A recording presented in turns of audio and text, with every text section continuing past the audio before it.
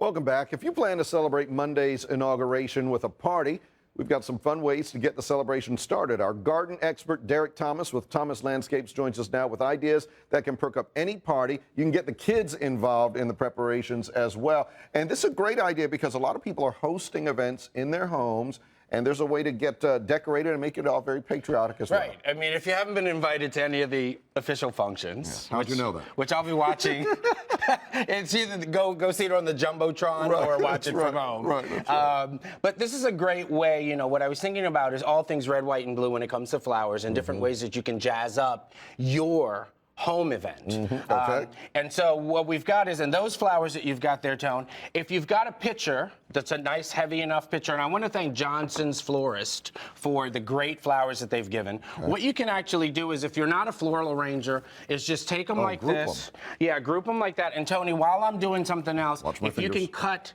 the rubber bands off and just kind of give them a little bit of fluffing there so that they work together.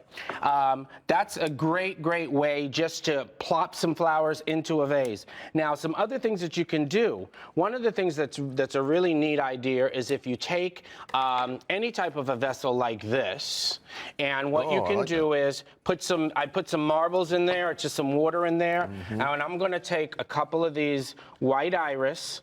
We can take them really, really short like that. Oh, yeah. And we can plop them in there like that. And then maybe a little bit of red. And a little bit of close to blue. Irises are more of a purple than a blue, but you get the basic sensation that we're working with there. Now, another thing is, if you do feel like kicking it up just a little bit more, you can take a regular just a terracotta container. Sure. We got this one from just the hardware store. And you can make your own stencil.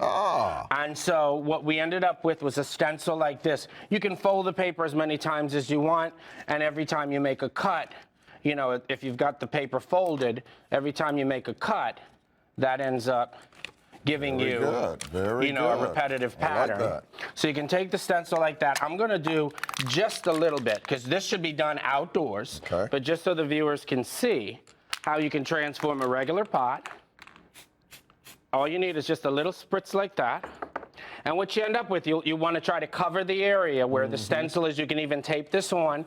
And what you end up with is your own homemade design. That is fantastic. And then this little white flower there, Tony, I'm going to pull it out. that was on sale for like $2. You can take a pot that's about $2 and a little bit of spray paint, and then you've got a great centerpiece.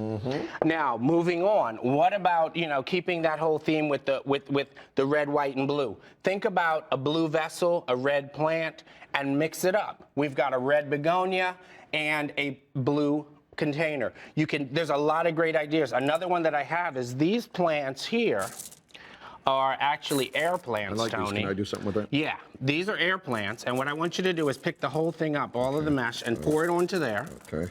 I've cut it for you. Yeah. There we go. Okay. And then let's do one more, sir. I like this. I just like the way they look and feel. You can hold on to that for me. Pour some more in there. Pour some, all of them? Or Yeah, just pour one? all of them.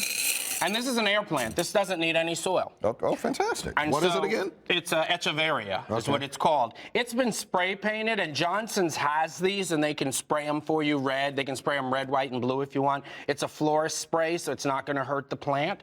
And then what you do is you take the stones, you take the base. The base is actually a pot saucer. And you set that in there, and you've got a very, very wonderful, one-of-a-kind centerpiece. You are the best, sir. Some simple ideas. You can get all this information at myfoxdc.com and... Or follow me on Twitter at Thomas Garden Guy. There you go. Fantastic. Happy inauguration. Speaking of the inauguration, you know who's celebrating in style? Holly Morris getting the premier treat. Oh, look at you, Holly. She's been look having at a you. great time today, today, look right? what she's doing now. Holly, take it away. Would you quit